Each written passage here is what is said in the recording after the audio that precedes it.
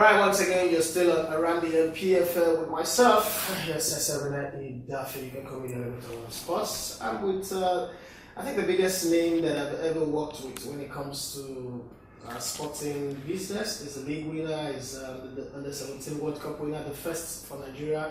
He's also played in the Nigerian league for a very long time, the most erratic goalkeeper that I know. And they say he's the most tactically astute coach that has ever been within the Nigerian football space, alongside names like Kano, Amadu, Stephen Okechukwu, and the rest of them. He's one man who's moved from being a bishop and now he's a Sultan. I actually tagged him the Sultan. You know, it's not easy for you to move from being a bishop, owning a cathedral, bringing down the cathedral, and then going to the Caliphate and trying to build your own caliphate there. But let's see how you go. I'm talking about no other person than Imama Amapakabo. We used to call him Imama. Mama, you're welcome to the show. Thank you very much. Yeah. Now let's look at the Npfl. You've been in the league now, both as an assistant coach, a full-time coach, close to about 6 years now, right? Yeah. What's your impression of the Nigerian football league? I think it's improving. You know, most people I think of late, we're beginning to see a shift where teams actually want to keep the ball to play. You know, and for time it was always difficult for you to say, okay, this is the plan, this is a play pattern of a certain team. Yeah. But right now, you have this dossier about all the coaches in the league and are telling you, okay, this is how this person is functioning, this person is how this person is functioning. And I think it's good for the league. You know, and I believe that the league is really growing. You know, I think we have arguably the league in the world that you just cannot say that this is going to win. So we don't have a 2-horse, a 4-horse, a 6-horse race. Every team in the is a contender, yeah. Is a contender, you know. So, you know what? I mean, privately we've had this chat before, but let's make it public. And I like trying to challenge. I've spoken to Fidelis Nechukwu. He says he's going to win the league. I had a private chat with Scare. He says he wants to defend the league title. Imama, what do you want to do this season? I say this all the time too. I am one of the Premier League coaches. We all want to win the title. That's why I say it's open. You know, I know the way Poboye functions. I know the way Poboye was my India assistant in Sharks for quite some time. I know the way Inechuku plays, you know. And, well, I actually say something, you know, on live television. But then, you know, I think it's an exciting league.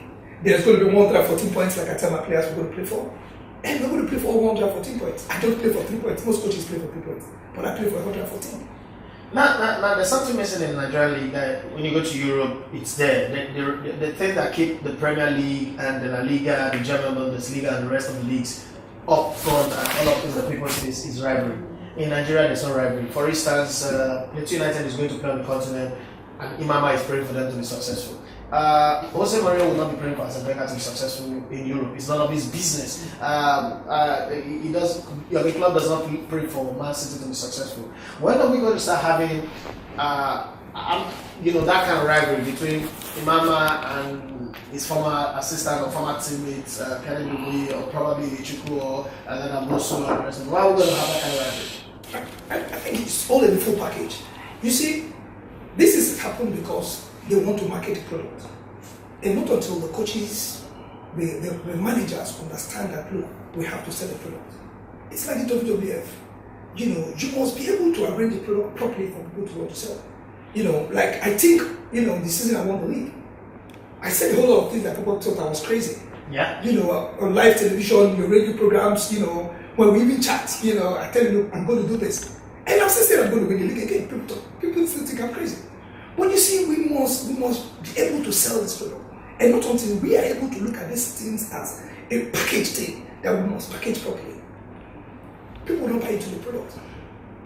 So do you agree with the fact that, for instance, you go to play a match, Elkanemi Warriors playing against, say, Npfl or Cano, and in the tunnel, in the dressing room, you're going into the dressing room, and then there's a pizza gate like you have Manchester United, Man City, throwing this. Are you okay with that kind of thing? I'm down with it. You know, look, a lot happens in the game of football that you can't predict. Like I said, I am a military person. You know, I act on the spot at the moment. Yeah. So I don't know what I'm going to do after now. You know, I joke with it all the time and I say, the devil can't catch me. Because I don't know what I'm going to do next. You know, I'm here with you. The only thing that you will actually catch me with is that, okay, I have to be Imama, has to be a training, you know, because I am that detailed and I'm that strict for time. Apart from that, the other things I don't know. I don't exist. Well, Mama, I could talk to you for the whole day. First off, I enjoy talking to you. You know that. And there is a whole lot to be done for the Nigerian League to get to where it needs to get to. Now let's talk about the playing surfaces. Does it affect your game when you perfect your strategy from your smooth, lush green surface in Maiduguri and then you go to Plateau? Let's take the pitch they used last season. We hear they have a new pitch now, but we've not seen it. And you go there, it's ridges. You're playing on ridges. Does it affect you? Do you go to games and like, okay, because Plateau is going to have a bad pitch, let's start playing the ball in the air, and that's not your style? I think I prepare, like I said, I try to challenge the people around me. I'm that detailed. Which turf are we going to be playing on? And if this is the turf we're going to play on, we have to go look for something similar so that we could train on that kind of turf. Because I want to play this kind of free-flowing kind of football, or even get to know the kind of astro that they have, because there are different types of astro. And we have all them all over the country, even if I'm against the astro tops, because I don't see the need for the astro tops, so we could have lush green pitches. But that's another talk for another day. So when we go to such places, I tell the players, look, it's all in the mind. And so long as we can keep the ball, no matter how you keep the ball, if the pitch is bumpy, what you do is that you must try to approach the ball. If they can play, they play the long balls. And if they play the long balls, they are forcing us to play. I was telling my colleague in the car when I was coming, look, I've created something different, that we're trying to do. And once we're able to perfect it and get it right, I think we'll catch a whole lot of things. So it is all has to do with creation. So if I know that the pitch is so bumpy, then I cannot pass the ball on the ground. So why don't I try to keep the ball in the air? It's all about it. It's all about what you're able to bring upstairs here. And I think, once I'm able to challenge the players' mentality, once I'm able to make them come. I remember when I was in Sharks, we went to play in Uyo. Yeah. We had this Federation Cup competition. Then Uyo, where teams had to come. And I think I arrived Uyo earlier than my team. And when I went to see that Uyo Township Stadium, it was like, man, I said, God, my players can play, they will not be able to play. But somebody just told me, look, let these boys come to the stadium. So I entered the stadium. They were calling me, Chief, where are you? I said, you guys should come to the stadium. So when the team arrived, they came to the stadium, and I went deep into the stadium. So the last time I said, you guys should enter the pitch, you guys will see me. So I was where I was, somewhere watching them. When they entered, they were saying, no, we're not going to play here or whatever. But what I wanted to capture, I had, because I wanted to register it in their minds. So they came and some of them were looking at it and said, no, this kind of pitch, the waterlogged pitch, bad pitch, and they have puddles of water, some areas of the pitch. But what I wanted, I got it. So went back, settled in the hotel, and I said, we're going to go for training. So we came for training, initially when the training started, some people were dodging the puddles of water, whatever. But after a while, at the Elegbete, we put the ball in the water. I said, come on, get in there, and you go to when the other teams came, they couldn't play in the water, but we played in one big group. So you see, you just must, in coaching, they said, improvisation is key. So you just must improvise all the time, to be able to psychologically pop up your players. And I think it's one of the biggest processes that I have. Right. Before we round up this, I know you're a music lover. I mean, you live for music since I've known you. You also live for books, like the great Nigerian comedian Ali Baba. He lives for book too, and I'm trying to follow in your footsteps, same way somebody said. So if I come to your room or your house right now, what's the top 5 books on the shelf? That's a tough one. Yeah. Like I said, I need to get a tough question to you. Maybe you seem to be answering everything like hot night through butter. What's the top 5 books? You'll see books on psychology, you'll find books on football tactics, you'll find books on sociology, and how to make money. I'm still trying to make money. Yes. I'm working hard. But that's it. The top 5 music on your playlist. That's another difficult one, because I think it's like dressing. My mood tells I'm coming to that. So let's hear what the music is. It depends on the kind of mood, I listen to, a lot of reggae music, rhythm and blues, hip hop, jazz, sometimes even our native songs, Yeah, because anybody with a deep intuition, deep knowledge of reading the mind, go to your Twitter handle sometimes. And sometimes I could just tell, okay, this man is listening to music right now, this man is reading a book right now. Because sometimes you just tweet these things, like me, I shoot them from the hips. But let's come to your dress sense. Before now, I spent 13 years on radio and I was hitting everybody hard. Coaches who don't dress properly, coaches who look very awkward, and then you came in, you radicalized the way coaches dress. I mean, you're an enigma right now. You won the league, but you changed the way coaches dress. What inspires your dressing? I think my background. In the South, where we come from, everybody wants to look good. So it was like we're in competition.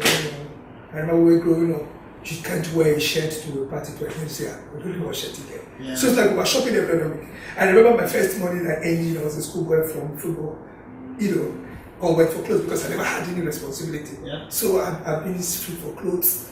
I just I just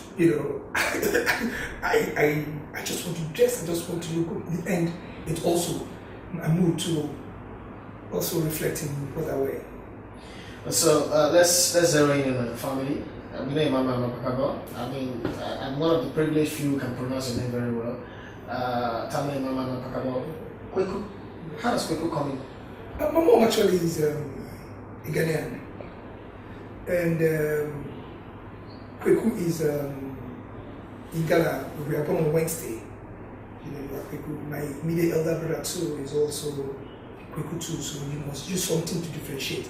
So I'm Imama Kweku, or he's Tony Kweku, or Kweku Tony, whichever one you want to use. So that's it. Initially, that part of my name wasn't there, that pronounced. Yeah. I grew up and I wanted an identity. I wanted my mom to also feel, yes, she has always been this strong pillar behind me. I'm blessed to have octogenarian parents, still strong, and that's Kweku for you. Okay, let's go into your household. Some people say Mama is single, some people say he's married, some people say your kids. I don't know. Tell us. Yes, I am married. I have 4 kids. Happily, and I'm enjoying life. Before I let you go, Mama, Enugu Rangers was a structured city. Even though they were starved of success on the football field, they didn't have all the societal or political upheaval or crisis. You go into Maiduguri without being told, Imama, I speak for you sometimes without approval. Imama, you're facing your toughest challenge. You might not have a barrister role there. You might not have the 12th man there. How do you plan? I know you've got the aura. It's not the impression came on me even before I start playing with you in the same thing.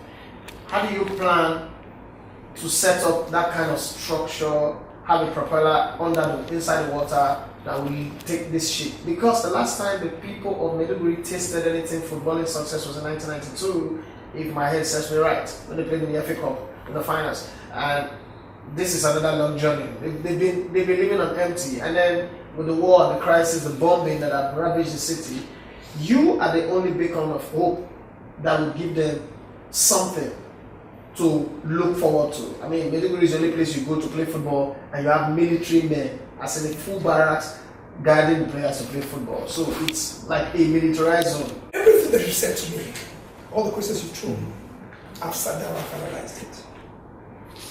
And I'm going to leave Maiduguri with my footprints in signs of time there too.